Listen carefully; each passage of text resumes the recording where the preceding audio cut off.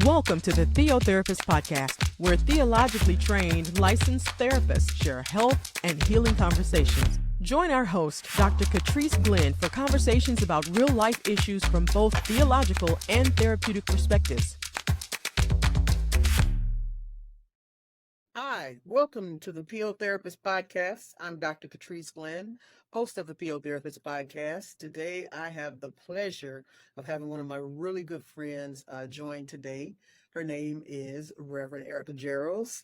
She's an LPC and a CPCS. All those letters behind her name basically saying that she is the bomb. She knows what she's doing, and she is definitely committed to the field of mental health and wellness. And so I am so honored to have her as a guest. We've been trying to get to this date for a while, and this is the appointed time. Yes. And so I'm thankful for it. I want to kick us off with a little bit of bio, just so you know more about Reverend Geralds. She is a licensed minister, a preacher, a teacher, a clinical practitioner. She's a chaplain and a licensed professional counselor. Now, if that's not a laundry list enough, right? I know she's an awesome auntie because I see it on Facebook. She holds a master's degree, a dual master's degree, one in clinical mental health as well as in a Master of Divinity from Mercer University and McAfee School of Theology at Mercer University. She, like myself, is bivocational, meaning that, we're not serving in just one capacity, we have multiples. So she's the Assistant Director of Counseling and Psychological Services here at Mercer University. But in addition to that, she also has her own practice. She is a practice owner. She has a mental health practice called Begin Again Counseling, Coaching, and Consulting Services, LLC. With all of that going on, she's still called to be a servant. She's an associate minister at Ray of Hope Christian Church. And so I am so happy that Erica's with us today. This is an opportunity for us to share on a topic that's kind of close to both of us. It's not a topic I think we prefer to be close to us, but it is one that is close to us for very real reasons. So particularly in honor of Mental Health Month, and the fact that this podcast will debut on Father's Day. The topic for today is grieving the loss of a father. And we happen to be in that unique dynamic that we're in the number. Yes, who have lost their father. And actually our fathers died within a month of each other. Yeah. And so we both have been doing kind of a parallel grieving process as far as dealing with the loss of a father. And so today, the hope is that in something that's being said, either in our own experiences or in the information that we share, that it's going to help someone that's listening, someone that's watching, navigate what this is like and find some new ways to cope. Well, thank you so much, Dr. Trice Glenn, for having me on today. Mercer University is what brought us together, but God knew that this would be a divine connection for us to be able to come together as we have this very important topic talking about the loss and the grief of our fathers. Again, that was not something that we both would have planned, but have been on this journey. And so I'm so delighted to be here to talk about grief, to talk about the impact, the importance of her relationship with our fathers, and also talk about men's mental health. So thank you so much for having me on today. I'm so glad that you're here. Before we kind of dive into our topic of the day, I always ask every Theo therapist that comes on this podcast, how'd you get here? In other words, this is such a unique combo to have training in theology and also have training in mental health. And that we live in this unique space where we have to find the intersection points because they aren't readily available. That's true. You don't just necessarily see the connection points between having a master's of divinity and a master's in counseling. What brought that integration to you? Like what drove you to kind of come and connect these two? Well, one of the important things that is important to me is my faith. And in the Bible, many times the question was asked, do you want to be made whole? Do you want to be healed? Do you want to be well? And looking at that, I realized that, particularly in the African American community, oftentimes we lean on our faith, but we didn't look at other aspects, so we could look at other aspects of how to be well a little bit better. So as a minister of the gospel, I began to look at that in my own way of taking care of myself, first of all, was not just through my faith, but also holistically, taking care of my mind, my body, my spirit, and my soul.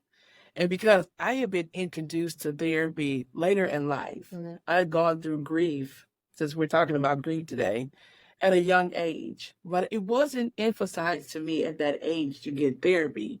I didn't process the grief, the loss that I experienced. Two very important deaths when I was younger, which was my sister, my twin sister, matter of fact, and my mother. Both at the age, one at the age of 9 and the other one at the age of 12. No one said, maybe she should get into counseling, or maybe she should receive therapy. I didn't get introduced to that until I was an adult. And I wanted to help other persons not wait so long to get the help that they needed. So in bridging, what was two things that were very important to me, my faith and also the support that I received with therapy. As a leader, we often say that ministers need another minister or pastors need a pastor. Well, I live in this concept that we also need a therapist, because we have so many things that we are working through to be made well, to work through our physical health. We're very familiar with how to attend to that, which is most people, we talk about exercises and dieting. But one of the aspects that I found that was missing was getting therapy and attending to our emotional and mental health. And so that's one of the things that I have wanted to emphasize, where I thought it was important to bridge the gap, because I want to see our leaders healthy. I want to see women healthier, African American women, and I want to see our churches healthier as well. You know, that's such a big passion of mine as well. The first episode of this podcast was, I Need Jesus in the Bear. That's correct. Because it's so important, right? It is so important that it's okay to pray about it. It's okay to lean on your faith, whatever that may be for you. It's okay to talk to other people, but it's okay to have a therapist as well. And so we want to normalize that conversation, that this is normal. If I break my arm, then I go to the doctor, I go to a physician. We want to normalize this conversation, that if you as an individual, or you as a family, or your child needs therapy, that we normalize getting help in that area. And I'm so glad that we get an opportunity kind of in our day-to-day, because we have another connection point. Yes. I have been a college counselor in the past. I'm currently a college counselor. Yes.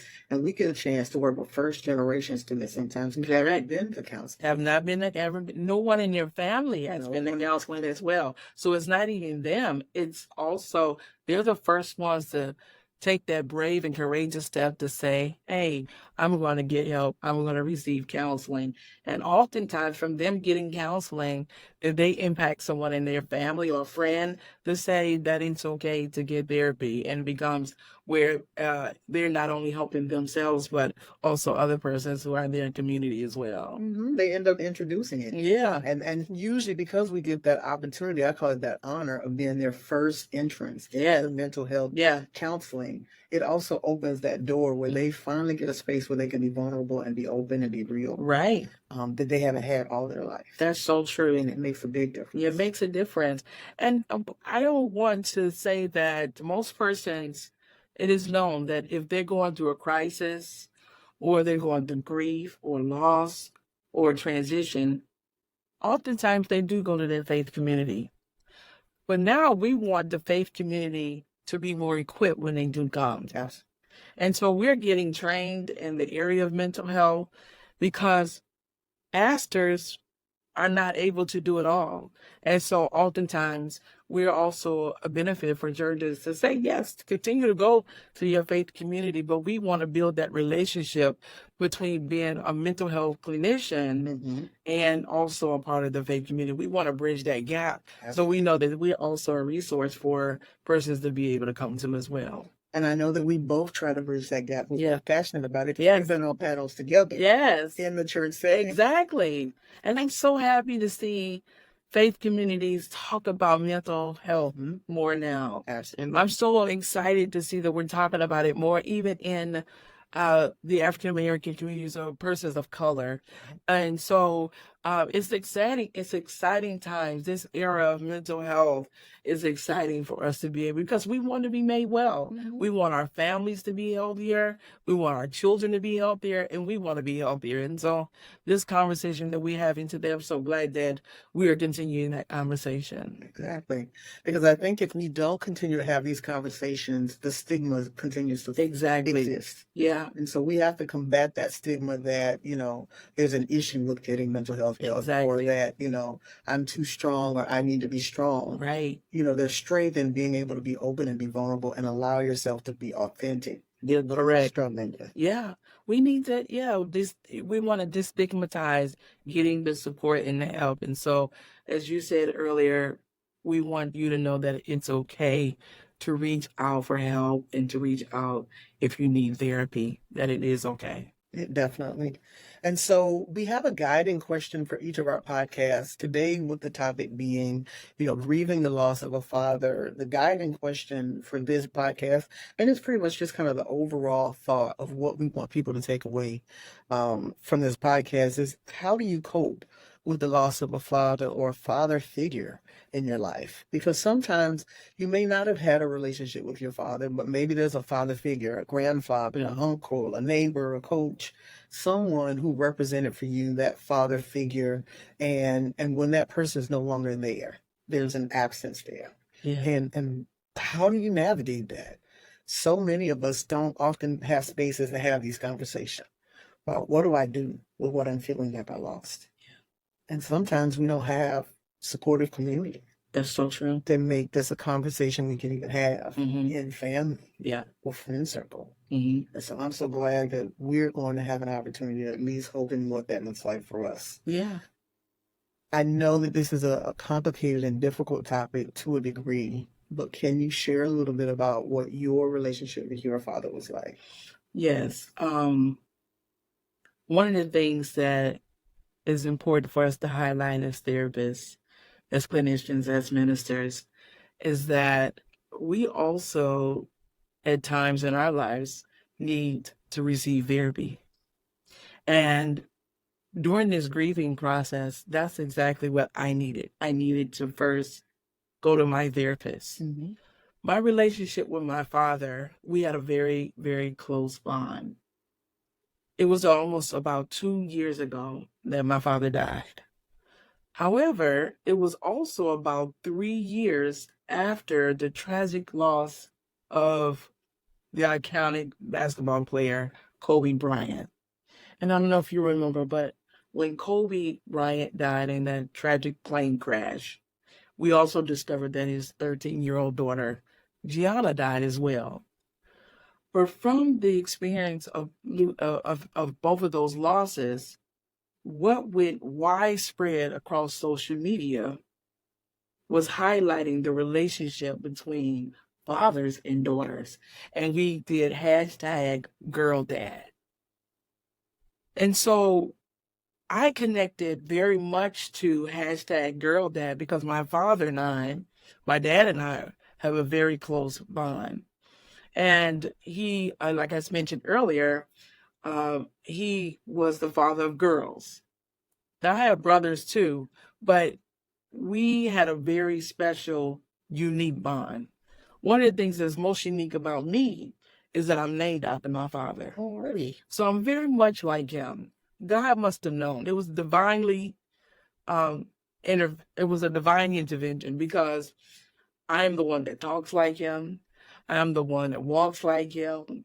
I'm the one that thinks like him, act like him. And so when I lost my father, I felt like there was a huge void. A huge piece of me was lost. Initially, I wasn't able to explain it. Not only was it about losing him as my father, but he was my last remaining biological parent. I mentioned earlier that I lost my biological mother. I'd also lost my biological grandparents. So there was a void, an emptiness that I could not describe, losing or not having that connection any longer. There have been persons who may refer to that as like being an orphan. I began to ask who was going to call me daughter. I no longer had the presence or the physical presence of someone to call me daughter. And so that felt very different than the other losses that I had experienced. And because he and I had such a close bond, I felt that emptiness. So the ways that I cope with his loss is that I began to try to determine how can I bring meaning to this loss. And so there have been different things that I've done to talk about the importance of the father-daughter relationship and it being loving and healthy. So I'm glad we're talking about this, particularly on Father's Day, is because fathers do matter. The representation of healthy relationships with their children matter. And so I won't try to allude that my father was perfect by any means. He was human. He was human, but he was present. I cannot remember a day in my life that my father wasn't present. And because of that presence in my life, I've always felt a sense of security, a sense of love, and a sense of protection that came from this bond that I had with my father.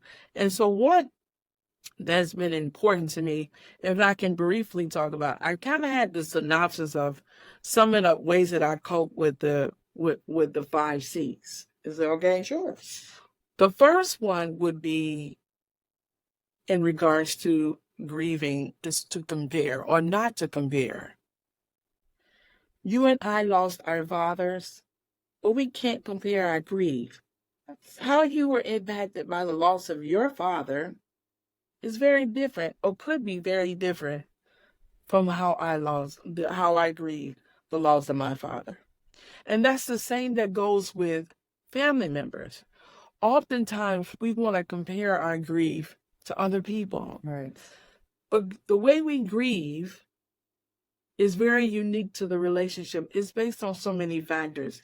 And the reason why I say this, because one of the first phone calls, we talked about what not to say when someone grieves or when someone experiences the loss, and we go through that list. But I received a phone call. And the phone call, in a synopsis of it, is that right after, it was a week after my father's death. And I got this phone call. And the phone call wanted to emphasize the grief or the loss that his wife experienced. And he and his wife had been married for over 40 years. And I can acknowledge how painful and how sad she feels in losing her husband after that many years. But also it was compared to me as the daughter who had lost their father. As it needed to be an either or, not a both and. If we both experienced a loss and the pain of experiencing this person that we both dearly love. And my response to them is we don't have to compare our grief. No one gets to dictate what our grief. No one can dictate what our grief looks like. And I've had clients who said, I didn't cry like my brother or mourn like my sister, so people thought I didn't grieve. And we say, there is no particular way or right or wrong way to grieve. And so we don't have to compare our grief to one another. We all will grieve in our own unique way and to embrace and allow ourselves to grieve in that way. And so that would be the first C. The second C I would say is connect. Like you and I are connecting. Connect with community on... We're built for connection. Right. So in those times, it's important for us to stay connected. One of those persons you may need to connect to would be a therapist. Oftentimes, grief will cause us to isolate, right? I don't know about you, but who did you connect with? Like, I connected with my sister. I connected with close friends. I connected with persons in my church, like my pastor. They were a source of connection and community for me. For me, a couple of things are important. I have a best friend who's also a therapist. Yes. So she unfortunately gets her connection points because she's a therapist. Yeah. Yeah. So she definitely began for me to kind of hear whatever I needed to say whenever I needed to say something. But the most connected I felt was at my father's funeral, which was, 2 hours away from here in a small city, a small town that he's from. And I showed up at the funeral. It was already a struggle day to come to the funeral. Yeah. I didn't ride in the family car. I was like, look, I just need my own space. I need to grieve however I'm going to grieve today. And 20 church members, different vehicles, with not cars, drove them. Elders and deacons and people who were in ministry with me and just others who loved on me. And they just came. They didn't ask for anything. They just surrounded me with a simple love. Yeah. And that still remains one of the closest connection points I've had. Yeah. At a time when I was at my very lowest, when I was, as they say, just trying to hold it together. Yes. Yes. They came. They didn't come seeking anything. Yeah. They just stood and surrounded and circled me with love. Yeah. And I think it's those memories of connection that remind me. Yeah. I have village. Yeah. If I need some, right. All of those people. Yeah. Will come and be a part of it. And we need that. And we need to allow, when we're grieving at our own comfort level, persons to be there for us. That embrace of community is what helps us cope. Yeah. That's one of the things that helps us cope. And one of the things that you said earlier was how you chose. Also, we get to choose. Exactly.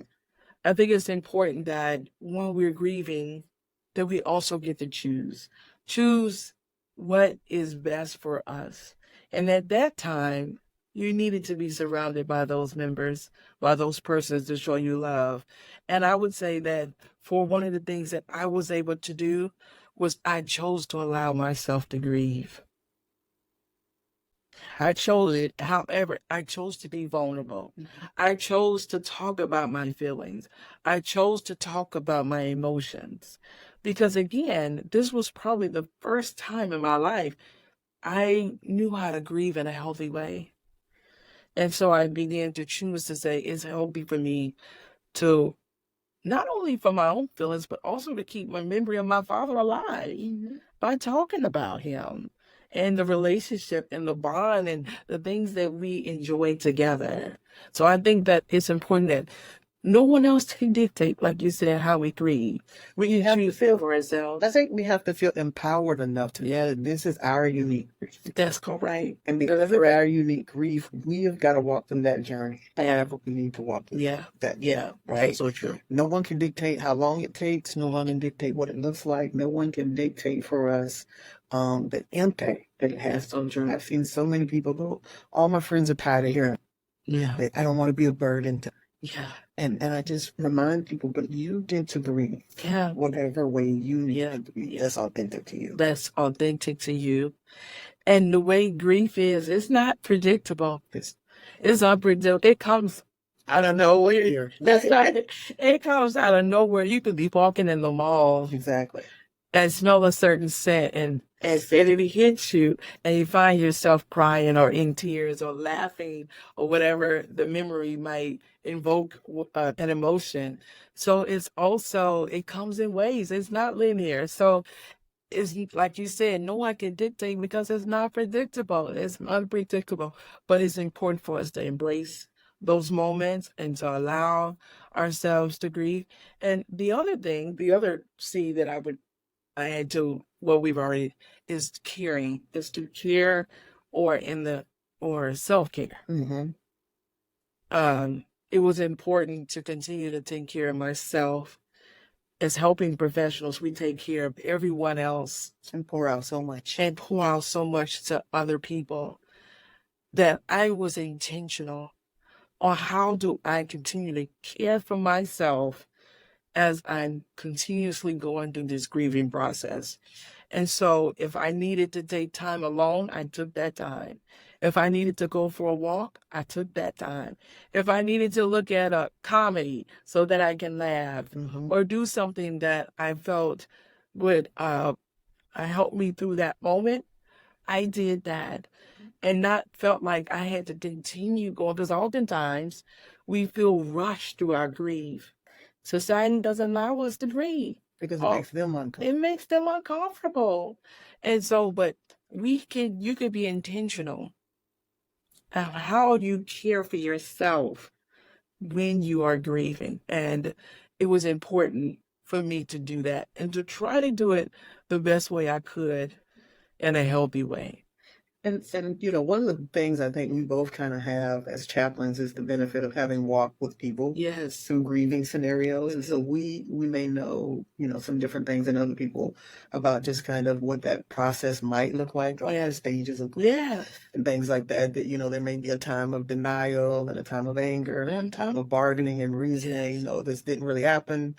A space perhaps of sadness, depression, and then, perhaps space of acceptance and newness. But even in that, it's not linear. No. It's not, this week is going to be this thing and I'm going to feel this next week. Yeah. And it can double back and it can, it can be cyclical. It can happen in so many different ways. And it can be 2 years from now and a memory comes back, or 2 years from now and, all of a sudden the conversation triggers. That's so true. A grief moment. Yeah. Because there are so many facets of the grief process that there are times that things that happened during the time of my father's death, I do get angry. And I say, God, you got to help me with this. You got to help me forgive. You got to help me heal. Because I hate to say it, sometimes it can get messy. Let's do the reality of it. Families. Let's talk about the realities of that, okay? And so you have to work through all of those facets of when you have lost someone. And so, yes, there are moments where, like I said, it was so hard for me to believe, it still is, that I won't get an opportunity to talk or hear, like myself, my father's very deep voice, that we won't get a chance to have that hearty laugh together. So many things that we enjoyed together. Yeah, it's hard to believe at times that in the physical sense cannot take place. And so it is important that I continue to hold on to those fond memories. But I do have those moments where it's still like pinch me. It's hard to believe, And so those phases that you're referring to, yes, I've gone and continue to go in and out of those different feelings and emotions. That is a part of our normal aspect of grief. And like I said earlier, to help me process, I did consult my therapist, because again, there are times where it can be so hard. Grief can be tough, and it is tough, that you may need to seek professional help, whether that's your doctor, your primary care physician, whether that's your spiritual leader or a therapist or a psychiatrist, because there are times where we can't do this by ourselves, and we need to know that it's okay to reach out for professional help. I want to bring up one other aspect before we kind of move with coping, is that some situations are more complicated. Yeah. My father had a chronic illness. So my father had ALS at the end of his life. And my father was a very vibrant man. He was a DJ in his free time. Oh, right. He was an Omega Sci-Fi man. He was very boisterous. I get all of my personality from him. And so toward the end of his life, though, it was watching his deterioration and his constant struggle for life. And so I think sometimes when there's this complicated bereavement, because not only do you have to deal with the loss of that person, but sometimes also maybe a sense of guilt for being thankful and relieved that they are not still suffering and that they're not still here.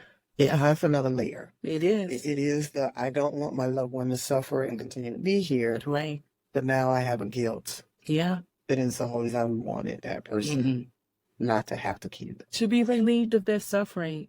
And to have that is a normal response to grief. And oftentimes as caregivers, and again, you mentioned your father having ALS. My father suffered a severe stroke, which caused paralysis. And therefore, you both of us talking about our fathers, who we once knew to be these strong, boisterous men. And to see them kind of go through these changes, it's not easy to do so. We don't want to see our loved ones suffer. And also, caregiving can be tough. And sometimes we can feel like a sense of relief.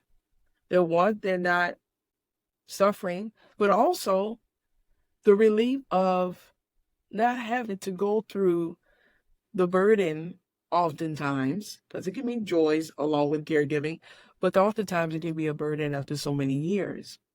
And oftentimes we don't want to talk about the reality of that is a response to loss.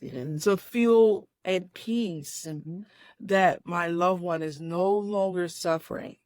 And so we have to give ourselves permission to be okay that we feel this way. That sounds great. Yeah, give ourselves grace that is okay, that we don't no longer want them to suffer in that way. And I know that part of me, that's selfish, that we don't want to let them go. However, another part says, I'm so glad they're no longer suffering it in the way that was very difficult for not only them, but in some ways for the family as well. And often that doesn't get named because that's your feel, the deep sense of guilt. Yeah, the deep sense of guilt. But I think ultimately when you can release the fact that what is better is that they are not suffering. That is correct. Hopefully that gives some sense of relief to the person who might be holding on to that. Yeah, I think that can be very helpful in our own personal experience to share that if someone is holding on to that guilt, that it's okay to let that go and to be at peace knowing that they are no longer suffering in that way. One of the things, and I'm curious what your thoughts about, when I think of the loss of kind of the father-daughter dynamic, it all matters in what your father represented to you. Yeah. Right? Some people have very complicated relationships with fathers. Some are strained, some have been abusive, some have been distant in many ways and disconnected. And then there are some who've been enmeshed, some have been too close. But ultimately, the question becomes, if that father figure had a sense of meaning for you, what's that meaning that got lost? I would say what was meaningful in regards to my relationship with my father, he is the one who instilled in me confidence and a sense of pride. When I talk about being like my father, representing his name, that is a sense of pride. But also, what he taught me, one of the things that I loved about my father was having pride not only in myself, but also having pride as being an African-American female. He was very much into Black history and Black heritage and Black pride. And so what I lost in that is the connection to the one who gave me unconditional love.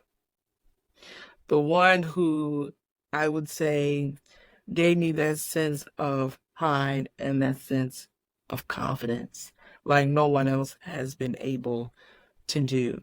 And so he always taught me how to receive that from within.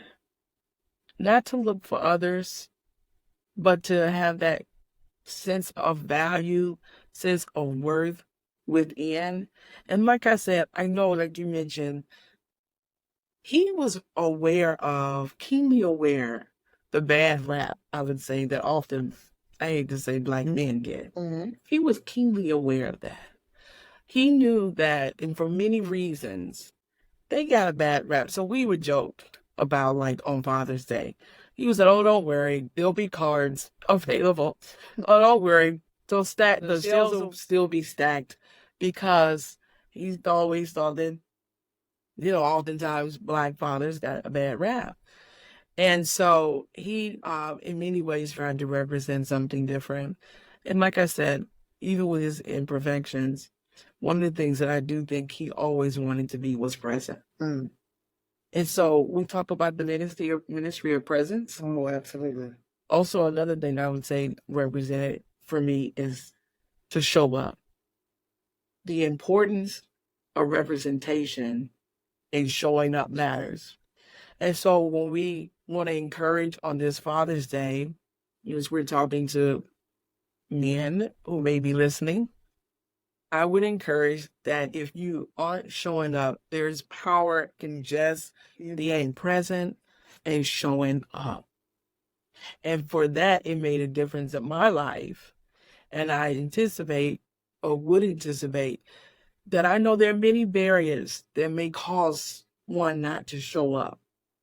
My dad could have given in to some of those challenges, but he didn't. Mm-hmm. And I would encourage him, don't make excuses. Mm-hmm. And that representation and the presence mattered. And so for me, for me as a therapist, as a minister, what has been one of the most powerful aspects of my ministry is to show up and to be present. And I must say that I received that in many aspects from my father. I echo that exact same thing. Our fathers probably really liked each other. I'm sure. Because that was my father's thing too. Yeah. There wasn't a thing that I think that I needed him that he wasn't present for. Yeah. He represented a sense of security. Yeah. And not security as in strong arming, but security as in knowing there's absolutely this person that has your back. Yes. Even when my father lost the ability to speak, but he could still drive, I held a youth conference and he drove down, not being able to speak. Yeah. I put up all the sound and the light for the conference. Wow. He stayed the whole conference. Sat right on the front row. Couldn't even communicate, but his presence was left. Yeah. And left things for my youth ministry so that his presence was so staying exalted. And the fact, it's so important, like these things that we're saying are so similar, that despite what others may have saw as deficits, they still did not allow that to keep them from being present and from showing up. Very intentional. Very intentional. And that in itself is a sense of strength and security all in itself, is being able to be able to see that. So that's where we both connect with that presence of our fathers. Mm-hmm. And so I think it's important for someone who's grieving their father to really connect with, if you're feeling a sense of loss, what do you feel like you lost? Yeah. So then you can begin to do some work around healing in those areas. That's correct. Right?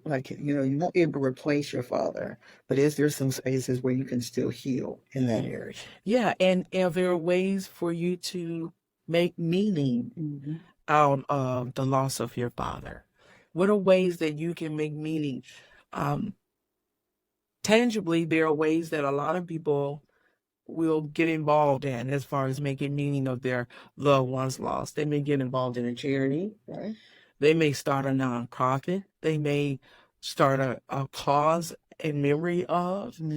Whatever that, they may do rituals.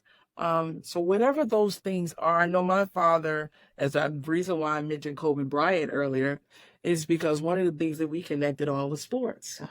Did your father? Oh, yeah. Yeah, right? He watched football, I bet, on you. That's right. So having that connection of being able to watch the games, but sports is one of the things I still do is I enjoy sports. So we may go to a game like on his birthday or on Father's Day. And that's because I can remember, I remember having this conversation or watching a game with him because we watch all types of sports. So you can do something as small as something like that. Or there have been persons I know who have started charities in memory of their loved ones, organizations, ways to get back. And so whatever way that you can find meaning in the loss of your father can also help you through that grieving process. I often tell my clients, find some way to honor the memory of that person. Yeah. Right? Yes. One, it's not just for them and kind of to recognize the legacy and the life that they've left, but also for you. Yeah. as a way to focus on something good that can come of the outfit this year. That's all right. I'll bring it. The other thing that I often, talk to people about is because I have a lot of people that come and they say, I miss their voice. I wish I could just talk to them. And so I ask, if they were here right now, what voice? Yeah. What would they say? Yeah. You know their voice. If you've been with them any length of time, you know what they say, how they say. They know the jokes they use. You can do ridiculous. Yeah, they're not everything very ridiculous. You carry that voice. That is so And that voice, if you will allow yourself, can still be comfort to you. Yes, yeah, and you can still talk to them. And still talk to You can still talk to them in whatever ways that you can talk to them. I mean, I've heard persons who say, I take a walk, or there are different ways that they represent their loved ones by talking to them. So yeah, it's okay to still talk to them. I know I still talk to my father, and sometimes it may, I have dreams and things like that. But yeah, that in conversation to keep them alive. What ways can you feel that you can bring honor and meaning to them? Exactly. I mean, I have a photo album, of photos that I keep. And from time to time, I just go through the photos. Yeah. Different experiences we've had, all the joy. And everybody's going to do it different. Yeah. Everybody's going to find for them where that connection point is to that person. Yeah. I love sharing stories. My sister and I, or even with other persons, I love recalling our stories, sharing those times, sharing those moments, sharing times that we laugh. One of the other things that I get from my father is also, it can be in the area of hobbies. One of the things I enjoy doing, because of my father, I enjoy playing board games. Oh, okay. Now it kind of leans over also into playing card games, which leads also into playing spades. So I have to say, I get a little trash talking and just said, slapping down cards on the table from my father. And not only has it been for me, but I passed that on to my niece to see her. So the spirit of my father was raised up in her too. So those are just those things that you say, oh yeah, you get that from your father. You get that from your father's steps. And those are some of the things that, I also do for fun to keep his memory alive. So to do and honor him. So you can think of those things also that you do that brings you joy, that are fun for you as well. And those might be the things you do when those kind of major memory days come up. Birthdays. Yes. Some special day you share with your father, Father's Day. Because sometimes those are the days that trigger us. Holidays, Thanksgiving, Christmas, he was the one that cut the turkey. Yeah. He bought the best gifts at Christmas because my dad, he was a gadget. We had a gadget. We are the alpha folks. We're not beta folks. We had it as soon as you had it. We have the latest gadget. You name it. And we just try to, outshine each other with gadgets. But it is whatever you're doing to recognize kind of those days and not necessarily avoid them or hide from them or laugh from them. But just allow yourself to be what you need them. I'm glad you brought that up because this could be someone's first Father's Day. Yes. After the loss of your father. And again, I would encourage you to do what you feel is best. If you want to be around family, gather yourself around family. If you say, I want to curl up in the bed with his favorite blanket, that's okay to do too. Most people say it's the first one that may be the hardest, but I also say that it could be the second, the third, it could be 10 years from now. But just know that it's okay for you to allow yourself to grieve, like we said, in different ways that you can do that find meaning, but honor where you are and give yourself permission to be okay exactly where you are. And don't try to predict it. You may think, oh, I'm going to get up and I'm going to go to brunch or I'm going to go to church. And you find when you got up, I'm not really feeling up to it. That's okay. That really is okay because we never know how those birthdays or the anniversaries are going to hit us. Whatever way that it is, just know that that's a normal way of responding to grief. And whatever way that is, honor those feelings and emotions that you may have. I want to speak to two last topics. One, remembering that it's Men's Health Month, Yes. and men's mental health is the focus, obviously that we would want to highlight. But oftentimes when men lose their fathers, Yeah. sometimes they don't seek out the help to Yeah. deal with that grief. Mm-hmm.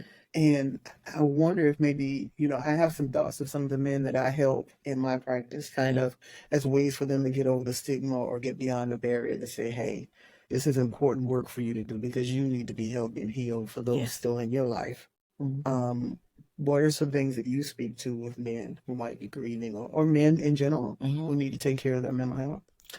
One of the things I know that has been a message that many men have heard as young boys, that it's not okay for you to cry. It's not okay for you to evoke emotion. It's not okay for you to be emotional or to be vulnerable.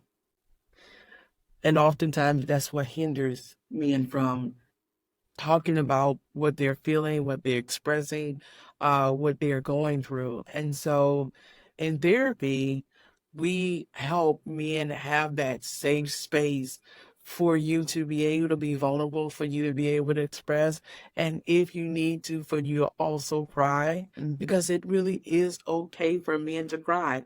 It is not a weakness because you are a human, and as humans, we all evoke and have feelings and emotions. I know also the importance that fathers have in the life of men and young boys as well. And many of the things that we've talked about as far as what do you want to represent being the legacy of your dad? What are things that you find that are important for you to bring meaning to what your father represented for you? Oftentimes that could be what he did, and sometimes it also can be what he didn't do.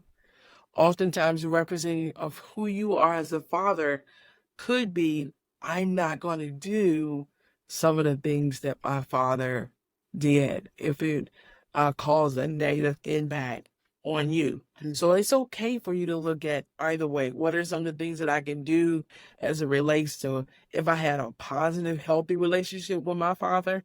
But also, what are things that I'm not going to do? I don't want my children to experience. And whatever that is, you can begin that today. If you're not already started, it's not too late to pick up that phone call, to reach out, to have an extension of being able to connect with your children if you're not doing that, to be able to take that first step.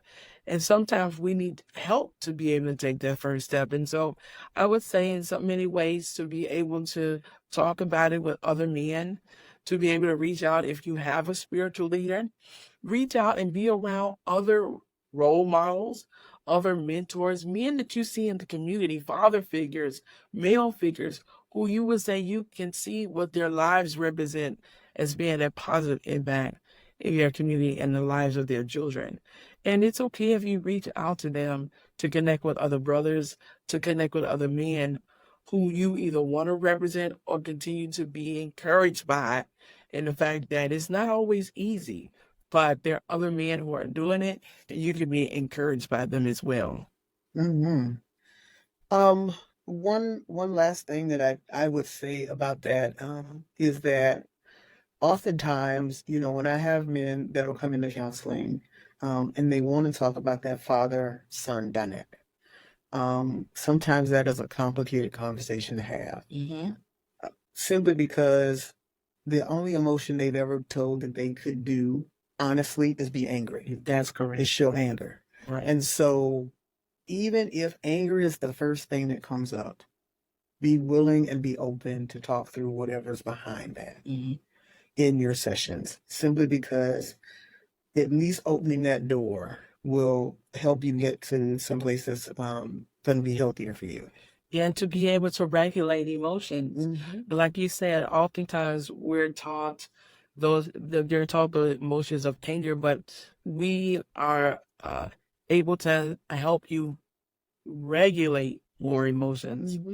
And one of the other things that you asked about, and we want to emphasize, and men, is taking care of yourselves. Oftentimes, you're concerned about being the provider and the protector, but your children, your families, the community, we need you all, and we need you to be healthy. And that's taking care of yourselves holistically. So we advise you to go to the doctor if you haven't been to the doctor in a while, not only when something is wrong, but for preventive measures as well. We want you to be well. So in lieu or in remembrance or in awareness of Men's Health Month or Men's Mental Health Month, take care of your mind, your body, your spirit, and your soul. Mm-hmm. And therefore, we encourage you to go to the doctor. Right. We encourage if you need to go and join the gym to work out and exercise and to look at your diet and ways that you can be healthier. But also, we want you to know it's okay if you need to reach out and get therapy. Mm-hmm. That is also important for you to be able to do that too. There are a lot of, if you wanted a male therapist, here in Fabulous, yes, please, I was list of referrals. And so whatever demographic or things that you are looking for that you think will make you feel comfortable in a therapeutic setting, we can definitely refer you to persons who we know that specializes in men's health or specializes in providing therapy to men. And there is also a group called Therapy for Life Men that we would encourage you to maybe look them up on social media, to reach out to them because it may be where you join a small group also where other men can shoot the breeze and you all can talk and be able to just share what experiences you're going through. And so those are ways that we definitely would encourage that you build healthier relationships with your children, that you are healthier as it relates to your families and your spouses or partners, and that you're also healthier and as it relates to being healthier holistically. Well, obviously, this has just been a powerful conversation. And I hear my voice cracking a little bit, but basically, I'm thankful that we're ready to have this. Yeah, that's the same. Yeah, I am too. My hope and my prayer is that someone heard something today that's going to help them navigate what grief looks like, what loss looks like. Yes. And that this Father's Day, if that is when they hear this message, that they'll feel more equipped to navigate what that looks like for them.